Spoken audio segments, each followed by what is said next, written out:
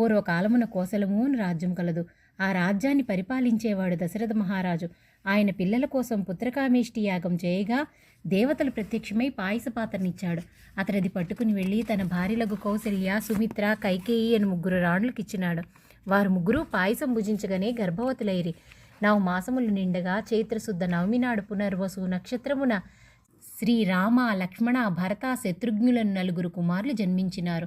వారు దినదిన ప్రవర్ధమానులై బాలచంద్రుల వలె పెరుగుచుండిరి.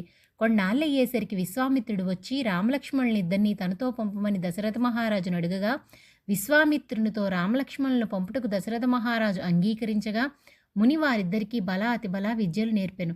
రాముడు తాటకిని చంపి శివుని విల్లి విరిచి సీతని పెళ్లియాడి అహల్య శాప విమోచనం చేసి పరశురాముని గర్వభంగం చేసి కైకవరము చేత 14 ఏండ్లు అరణ్యవాసంలో నుండగా రావణాసురుడు సీతను ఎత్తుకుపోగా లంకాపురమునకేగి లంకాదహనం చేసి రావణాసురుని వధించి విభీషణునకు పట్టంగెట్టి అయోధ్యకి తిరిగి వచ్చి పట్టాభిషిక్తులై సుఖముగా రాజ్యము నేలుచుండెను అని